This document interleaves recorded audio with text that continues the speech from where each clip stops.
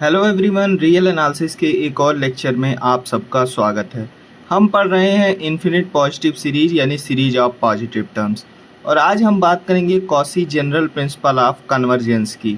तो बिना टाइम को वेस्ट किए चलिए देख लेते हैं Cauchy general principle of convergence को और उसके प्रूफ को। स्टेटमेंट क्या है? A series sigma N converges if and only if for every epsilon greater than zero there exist an integer N such that for all m greater than or equal to n greater than equal to capital N, mod of a n plus 1 plus a n plus 2 plus a n plus 3 plus and so on plus am is less than epsilon। क्या कह रहा है? कोई भी series sigma A N converge करेगा अगर हर एक epsilon greater than zero के लिए कोई एक इंटीजर एन एग्जिस्ट करे, सच दैट क्या कंडीशन हो? mod of a n plus 1 plus a n plus 2 plus a n plus 3 plus and so on plus a m क्या हो? लेस देन एप्सिलॉन हो। इसका क्या? मॉड। अब प्रूफ देखो। प्रूफ के लिए सबसे पहले हम लिखते हैं गिवन, क्लेम और प्रूफ, 3 पार्ट में करते हैं, लेकिन मैंने इस प्रूफ को डायरेक्टली कर दिया है, पर आप जब करिएगा तो उसे अच्छे से करिएगा, ठीक? तो सबसे पहले हम पार्शियल सम डिफाइन करते हैं इस सीरीज के लिए। सिग्मा ए एन के लिए पार्शियल सम अगर हम लिखेंगे तो एस एन होगा। एस एन कैसे लिखा जाता है ये मैंने आपको ऑलरेडी बताया है, A one plus A two plus and so on plus A N. अब सिग्मा ए एन अगर कन्वर्ज कर रहा है तो उसका sequence of partial sum S O P क्या होता है? कन्वर्ज करता है, ठीक? समझे? सिग्मा ए एन क्या है? एक सीरीज है, और सिग्मा ए एन अगर कन्वर्जेंट सीरीज है तो इसका मतलब उसका सीक्वेंस ऑफ पार्शियल सम भी क्या होगा? कन्वर्जेंट होगा। यानी A one comma A one plus A two comma A one plus A two plus A three comma and so on comma A one plus A two plus A three plus and so on plus A N, और उसको क्या एक sequence के form में अगर लिखें तो वो सीक्वेंस एस एन क्या हो? कन्वर्ज हो। तो एस एन कन्वर्ज करता है मान लो किसी नंबर एस पे, ठीक? तो एस एन क्या होगा? कॉसी सीक्वेंस होगा। क्यों? क्योंकि every convergent sequence is a quasi sequence. ये आप ऑलरेडी पढ़ चुके हैं अपने पिछले वाले क्लास में। अब कॉसी सीक्वेंस का डेफिनेशन हम लगाते हैं कि by definition of Cauchy sequence for all epsilon greater than zero there exist a number N such that M comma N is greater than or equal to capital N, जिससे क्या? Mod of S M minus S N is less than epsilon. मान लो इसे हम equation number 2 ले लेते हैं। अब अगर हम S M minus S N करते हैं, ठीक? एस एम क्या है? एस एम क्या है? एस एम जो है वो भी एक क्या है? सीक्वेंस है। एस एन क्या है? वो भी सीक्वेंस है। अब S M minus S N दोनों के लिए मान लो हमने पार्शियल सम डिफाइन कर लिया। S M minus S N करेंगे तो A one plus A two plus and so on plus A M minus A one plus A two plus and so on plus A N, ठीक?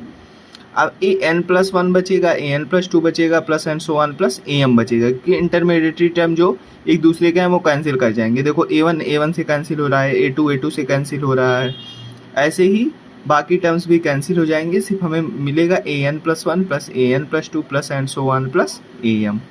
अब हमें 1 2 3 इसको ऊपर वाले को इक्वेशन नंबर 3 हमने मान लिया, तो 1 2 3 का यूज करके हमें क्या मिलेगा कि भैया mod of A N plus one plus A N plus two plus and so on A M का mod is equal to mod of S M minus S N, जो क्या है? लेस देन क्या है?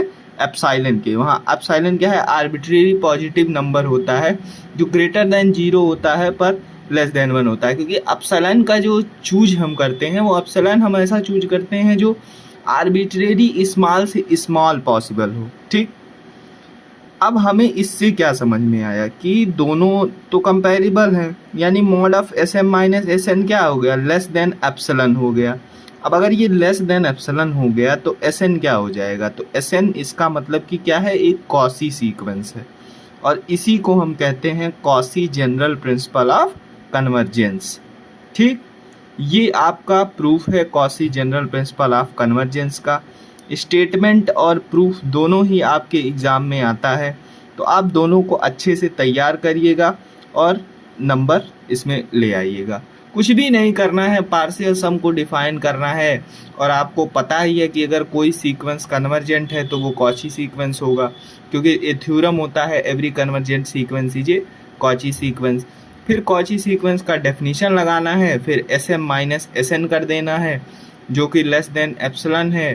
तो जब हम इसको सॉल्व करेंगे तो हमें ये निकल के आएगा कि भैया mod of AN+1 plus AN+2 plus and so on plus AM वो जो कॉची सीक्वेंस का mod of SM minus SN less than epsilon है उसी के इक्वल है। इससे हमें ये पता चल जाएगा कि SN क्या है, एक कॉची सीक्वेंस है, और कॉची सीक्वेंस है तो क्या होगा, कन्वर्जेंट होता है। एवरी कॉची सीक्वेंस कन्वर्जेंट होता है।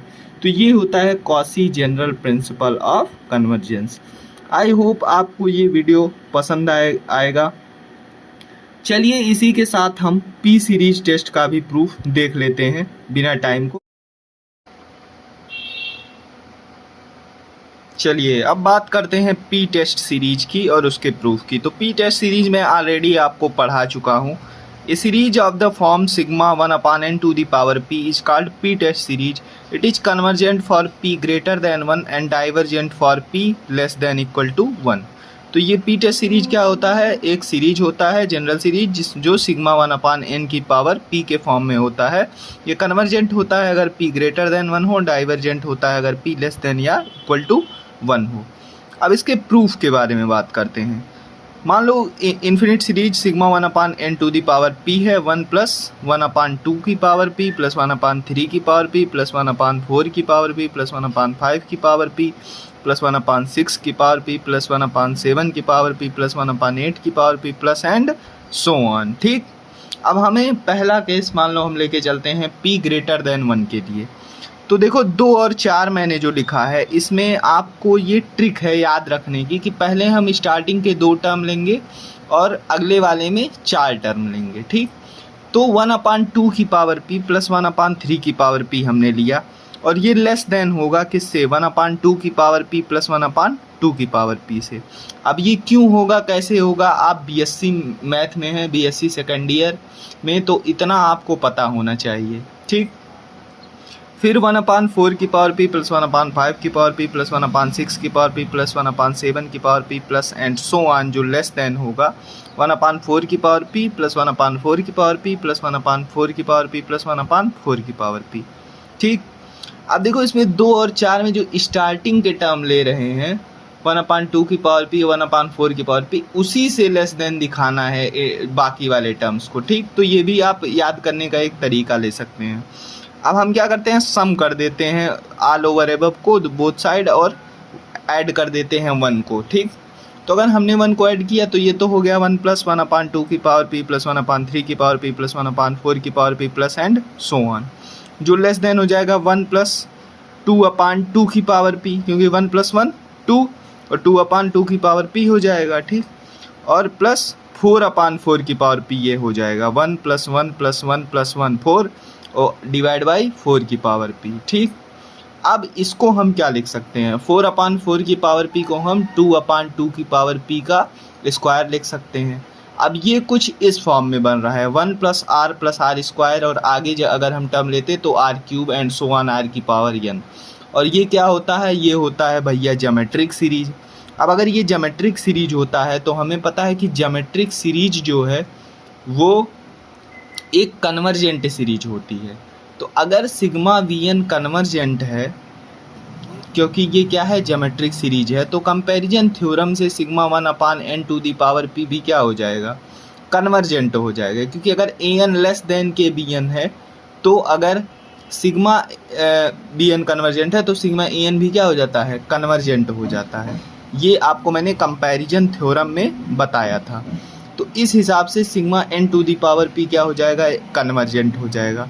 अब जब हम दूसरा केस लेंगे p इक्वल टू 1 के लिए तो हम 2 लेंगे और 2 छोड़ेंगे। स्टार्टिंग के पहले हम 2 टर्म छोड़ देंगे, लेते हैं हम फिर 2 टर्म्स और फिर 4 टर्म्स और साइन क्या करेंगे, ग्रेटर देन लेंगे। यानी हमें 1 प्लस 1/2 की पावर p को छोड़ देना है और उसके बाद के 2 टर्म्स को पहले लेकर वैसे ही लिखना है, साइन क्या करके, ग्रेटर देन करके, और फिर ये वाले को लेके, ठीक। और p इक्वल टू क्या लेना है 1, तो p इक्वल टू 1 लेंगे तो p क्या हो जाएगा, हट जाएगा, ठीक। समझ रहे हो ना मैं क्या कह रहा हूँ कि अगर भैया p हट जाएगा तो 1/3 प्लस 1/4 क्या हो जाएगा, ग्रेटर देन हो जाएगा ना 1/4 प्लस 1/4 के, ठीक। ये मैं कह रहा हूँ।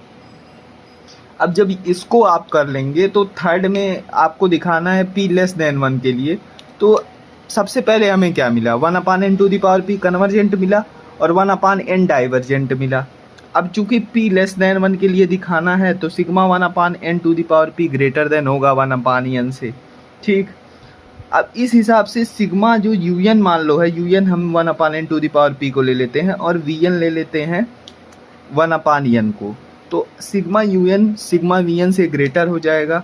तो अगर सिग्मा vn डाइवर्जेंट है तो सिग्मा 1/n⁻p भी क्या हो जाएगा, डाइवर्जेंट हो जाएगा, वही कंपैरिजन से। तो ये होता है आपका पी टेस्ट सीरीज। हमने आज क्या क्या देखा, हमने देखा पी टेस्ट सीरीज और quasi general principle of convergence. चलिए मिलेंगे किसी और वीडियो में रियल एनालिसिस के। हम इन्फिनिट सीरीज को ख़त्म करने के बाद अल्टरनेटिंग सीरीज पे आएंगे और अल्टरनेटिंग सीरीज को ख़त्म करने के बाद हम पहुंचेंगे रीमन इंटीग्रल पे। तब तक के लिए मुझे दीजिए इजाज़त। जय हिंद।